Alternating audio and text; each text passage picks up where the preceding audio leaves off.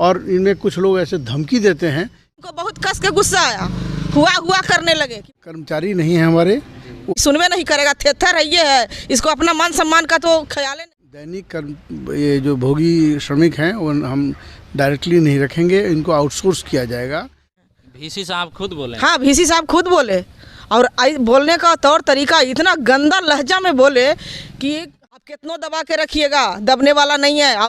नमस्कार, मैं हूं रोशन कुमार और आप देख रहे हैं लाइव बुद्धा न्यूज। इस वक्त हम नव नालंदा महाविहार यूनिवर्सिटी के पास आए हुए हैं और यहाँ पे हमारे पीछे देख सकते हैं कि पिछले 1 महीना से अनिश्चितकालीन धरना चल रहा है। यहाँ के जो दैनिक वेतन भोगी कर्मचारी हैं उन लोगों के द्वारा। हम अपने चैनल पर पहले भी दिखाए थे, जब धरना यहाँ शुरू हुआ था उसी टाइम से हम दिखाते आ रहे हैं और आज 1 महीना हो गया है, लेकिन इसके बावजूद इन लोगों का जो है सुनवाई अभी तक नहीं किया जा रहा है। जो धरने पर बैठे हुए हैं उन लोगों से हम बात करने की कोशिश करते हैं, आखिर क्या वजह है कि पिछले 1 महीना से अनिश्चितकालीन धरना पर बैठे हुए हैं। भूख हड़ताल भी इन लोगों ने किया, लेकिन इसके बावजूद है जो इन लोगों का सुनवाई नहीं हुआ। क्या कुछ इन लोगों का वार्तालाप हुआ, हम इन लोग से जानने का प्रयास करते हैं। क्या नाम है आपका? जी, उपेंद्र कुमार सर। आप लोग पिछले 1 महीना से यहाँ पर बैठे हुए हैं, क्या वार्ता हुई, कुछ सॉल्यूशन?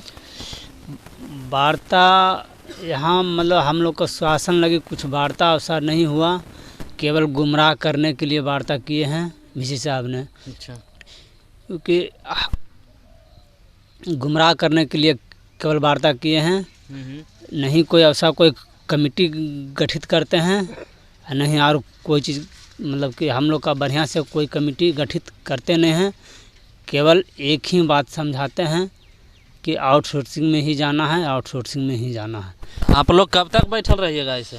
हम लोग का जब तक न्याय नहीं मिलेगा जब तक हम लोग बैठे रहेंगे, क्योंकि हम लोग का कोई भारत सरकार से कहीं कोई रूल नहीं है कि आउटसोर्सिंग में किया जाए। अच्छा, एक केवल अपना बनावट किए हुए हैं। क्या चाहते हैं आप लोग, क्या मांग करते हैं? हम लोग मांग करते हैं कि जो जैसे हम लोग पूर्व में काम कर रहे थे वो पूर्व के तरह हम लोग के स्थगित किया जाए। हमारे साथ और भी कुछ लोग हैं। क्या नाम है मैडम आपका? प्रतिभा कुमारी। आप लोग पिछले 1 महीना से धरना पर कंटिन्यू बैठे हुए हैं? हाँ, 1 तारीख से कंटिन्यू 1 महीना से धरना पर हैं हम लोग। क्या वार्तालाप है? वार्तालाप क्या होगा, ऐसे ही गोल मोल बात करते हैं, उल्टी सीधी बात करते हैं। 2 घंटा वार्तालाप में हम लोग गए थे वार्ता में। इनका एक कमेटी बोले कि कमेटी के साथ बैठ के वार्ता कर लीजिए। एक DM साहब के प्रतिनिधि भी थे, CO साहब भी थे, लेकिन वहाँ जाने के बाद तो लगा कि वार्ता होगा, तो वार्ता नहीं, वहाँ तो ये पुराना जो हिसाब किताब करना था ये करने लगे। धमकी देने लगे कि देखो तुम कैमरा के सामने बोल रही है, तुम्हारा सब बात विचार कैमरा में मेरा कैद हो रहा है, जो तुम धमकी देने आई हो। हम बोले नहीं, धमकी देने नहीं आए हैं, बताने आए हैं आपको कि हम लोग यहाँ से जाने वाले नहीं हैं। तो बोले कि आपको नौकरी की ज़रूरत नहीं है। हम बोले ये हाँ सही सोच रहे हैं आप, नौकरी की ज़रूरत नहीं है, इसीलिए 1 महीना से यहाँ कड़कती ठंड में हम लोग सो रहे हैं। VC साहब खुद बोले? हाँ, VC साहब खुद बोले, और बोलने का तौर तरीका इतना गंदा लहजा में बोले कि हमको उस वक्त उनको हम बताए कि आप बात कर रहे हैं, आप इस तरह से कैसे बात कर रहे हैं? तो बोले कि तुम वकालत करती हो। हम बोले क्यों नहीं, आपका इतना कमेटी है बैठा हुआ और हम वकालत नहीं करेंगे अपने लोगों की तरफ से। तो तुमको नौकरी नहीं चाहिए? हम कि ठीक है, नौकरी नहीं चाहिए, हमको नौकरी नहीं चाहिए सही में, लेकिन बाकी लोग को तो नौकरी चाहिए ना। भूखा मर रहा है, किसी के पास कुछ है नहीं, न खाने का है न रहने का है, बाल बच्चा छोटा छोटा है, सब लोग परेशान हैं, आप लोग इस तरह से कैसे कर सकते हैं? तो बोले कि आउटसोर्स करने के समय में हम नहीं थे। तो हम बोले जब आप नहीं थे तो कौन किया? तो हमारे पीछे में जिनको हम अपना चार्ज दे के गए थे, तो हम कि बताइए 2 गो पुतला को 2 गो कुर्सी पर रख दीजिएगा और वो पुतला 25 गो इंसान है जिसको दैनिक भोगी मजदूर है उसका मुड़ी काट के रख देगा। तो बोला मुड़ी काट दिया। हम कि सुन लीजिए, 25 नहीं वो 125 है पूरा घर परिवार मिला करके, और सबको इस तरह से एक वो सिग्नेचर करके आपका पुतला ऐसे कर दिया। तो उनको बहुत कस के गुस्सा आया, हुआ करने लगे कि पुतला किसको बोलती है, पुतला किसको बोलती है। हम कि जिसको बैठा के गए बेजान इंसान को पुतला बना के बैठाए तब ना ऐसा काम कर दिया। तो उनको बहुत तकलीफ हुआ इस बात से और इधर उधर की बातें करने लगे। इससे ज़्यादा क्या बोले, बहुत आसानी। तक बैठे रहिएगा ऐसे? हम लोग बैठे रहेंगे जब तक न्याय नहीं देंगे। इसके पहले ये लोग हमको बोले कि बहुत ऊंचा आवाज़ में बात करती हो। हम बोले कि आवाज़ हम सही बोल रहे हैं तो आवाज़ मेरा ऊंचा ही रहेगा, आप गलत किए हैं तो आपका आवाज़ नीचे हो सकता है। क्योंकि ये यहाँ पोस्ट आया था तो ये भारी मोटी रकम लेकर के सबको, सब पूरे फैमिली को, जो इनके चमचा लोग हैं, प्रोफेसर लोग हैं, उनका भगना, भतीजा, बेटा, किसको किसको हम रिलेशन उतना नहीं जानते हैं, लेकिन है यहाँ के अगल बगल के भी कुछ गांव वाले को कर दिए पैसा लेकर के। हम उनको यही पूछे कि ये 25 गो में से कोई ऐसा नहीं था 5 आदमी जिसको आप 4 गो 2 गो सीट दे सकते थे। तो बोले कि सब परीक्षा क्वालिफाई किया तब यहाँ हम उस सबको नौकरी दिए, रिजल्ट हुआ तभी दिए।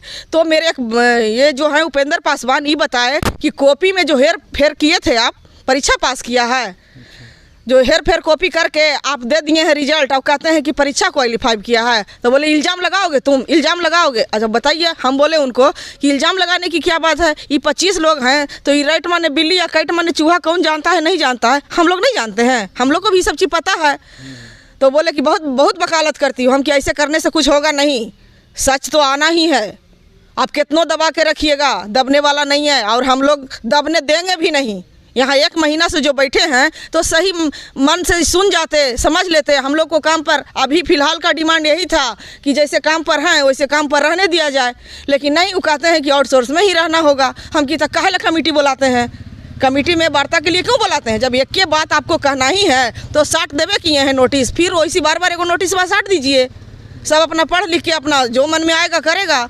6 दिन भूख हड़ताल पर रहा, मर जाता, उस समय मर जाता तो क्या वो वापस दे देते उस इंसान को? नहीं देते। 25 लोग और यहाँ जो बैठा हुआ है इसको भी कहते हैं कि चलो घर, अभी सुनवे नहीं करेगा, थेथर है ये है, इसको अपना मान सम्मान का तो ख्याल नहीं है, तो हम लोग के लिए क्या सोचेगा? लेकिन ये लोग कहते हैं नहीं, मर ही जाना है। अब हमको जखनी बोले कि तुम्हारा सब चीज़ कैद हो रहा है, तो हम बोले अरे जो मरने के लिए सर में कफन बांध के निकलता है ना, उसको किसी चीज़ का परवाह नहीं होता है।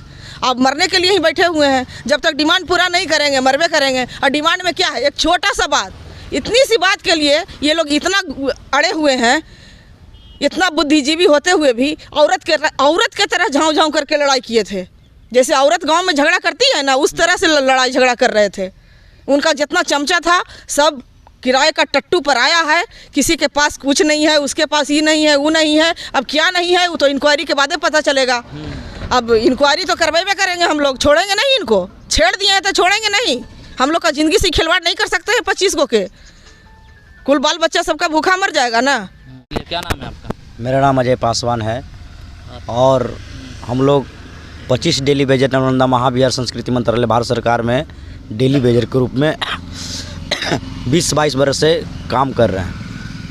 अचानक 28/10/22 को एक नोटिस निकाला गया, उसमें लिखा हुआ था कि दिनांक 1 नवंबर 2022 से आप आउटसोर्स के तहत काम करेंगे। तो हम लोग जो है 1 नवंबर 2022 से अनिश्चितकालीन धरना पर आज 30 तारीख है, यानी कि 30 दिन से लगातार दिन रात यहीं पे हम लोग बैठे हुए हैं अपनी मांग को लेकर के। हमारा मांग यही है कि हम लोग जिस प्रकार से पहले कार्य कर रहे थे डेली बेजर के रूप में, मुझे ऐसे ही करने दिया जाए। आप लोग से बात किया गया था जब आप लोगों को आउटसोर्स किया गया था ठेकेदार के हवाले, तो आप लोग को कोई नोटिस पहले दिया? नहीं, कोई नोटिस दिया नहीं गया था। सिर्फ 28 तारीख को रात में ये किए, 29 तारीख को हमको पता लगा है। ये सब काम होना था तो 2-3 महीना पहले हम लोग को नोटिस देना चाहिए था। उसके बाद इस प्रकार की जानकारी सूचना हम लोग का विदाउट सूचना का हम लोग को हटवाया गया। तो सोच सकते हैं बिना किसी नोटिस के, बिना वार्तालाप किए इन लोगों को है जो कि ठेकेदार के हवाले कर दिया गया। और ये 25 कर्मचारी हैं, इन लोगों का बस यही मांग है कि जिस तरह से हम लोग पहले काम कर रहे थे, जिस तरह से हम पहले ड्यूटी कर रहे थे, उसी तरह से जो है कि हमसे काम लिया जाए। हम काम करने के लिए तैयार हैं और ठेकेदार के हवाले जो हम लोगों को किया गया है वो रद्द किया जाए। लेकिन VC साहब कह रहे हैं कि ये केंद्र सरकार के द्वारा इन लोगों को है जो कि आउटसोर्स किया गया। और ये लोग कहीं ना कहीं गरीब लोग हैं जो डेली बेजर पर रहते हैं, आपके यहाँ मजदूरी करते हैं। पीछे देख सकते हैं ये पूरा बिस्तर वगैरह लेकर के पिछले 1 महीना से यहाँ पर जो कि है ये लोग यहीं डटे हुए हैं। और बिहार में नालंदा में अभी ठंड का मौसम है, ये लोग ठंड में डटे हुए हैं। लगभग सभी लोगों का तबीयत कहीं ना कहीं ख़राब होता दिख रहा है। लोगों का आवाज़ भी है जो कि इन लोगों का गला बैठ रहा है। ठंड का मौसम है, जब घर में लोग रहते तो ठंड लगता है, आप और ये लोग तो यहाँ पे सड़क पे, हमारे पीछे इधर देख सकते हैं, ये सड़क है और सामने जो है यूनिवर्सिटी का गेट है। यूनिवर्सिटी के सामने इधर देखिए खाना बनाने वाला सारा बर्तन वगैरह यहाँ पे रखा हुआ है। तो ये लोग यहाँ पे डटे हुए हैं। सबसे पहले तो आपके कर्मचारी शब्द पर ही मुझे आपत्ति है, क्योंकि वो कर्मचारी नहीं हैं। ये उन लोगों का कहना है। नहीं, उनका कहे वो तो कहें कि हम राष्ट्रपति हैं, तो उनकी मर्जी है, लेकिन वो कर्मचारी नहीं हैं हमारे, वो दैनिक श्रमिक हैं, मजदूर हैं। तो मजदूरों को उनको कोई ना अपॉइंटमेंट लेटर का भी इशू हुआ है, जब ज़रूरत पड़ी उनको लगा दिया गया, काम चल रहा था। जब सरकार की, भारत सरकार की एक नीति हो गई कि अब दैनिक ये जो भोगी श्रमिक हैं वो हम डायरेक्टली नहीं रखेंगे, इनको आउटसोर्स किया जाएगा, तो उसके तहत हमारी जो फाइनेंस कमेटी है, बोर्ड ऑफ मैनेजमेंट है, जो सुप्रीम डिसीजन लेती है, मंत्रालय है, इन सब ने एक स्वर से कहा कि इनको आउटसोर्स कीजिए। और इनकी कुछ मांगे थी कि EPF मिलना चाहिए, मेडिकल मिलना चाहिए। तो हमने जो आउटसोर्सिंग एजेंसी है उससे एक लिखित रूप से लिया है आश्वासन, केवल मौखिक नहीं है, लिखित रूप से हमारा अनुबंध हुआ है कि वो देंगे सारी चीज़। और हमने हमारे लिए इनको 25 लोगों को जो थे इनको वहाँ रखवाने की बाध्यता नहीं थी, फिर भी हमारे अंदर इतनी संवेदना है, इतनी इनके तकलीफ़ की समझ है कि हमने इनका लिख करके दिया कि इन 25 लोगों को रखा जाए और ये काम करते रहेंगे वहाँ पर, इनको हटाया नहीं जाए, इनको सारी सुविधा दी जाए। और वो एजेंसी भी मान गई है। उनमें से 25 लोगों में से 12 लोगों ने वहाँ ज्वाइन भी कर लिया है, जिसको ये लोग गलत ठहरा रहे हैं कि हम 25 के 25 हड़ताल पर हैं। ऐसा कुछ नहीं है।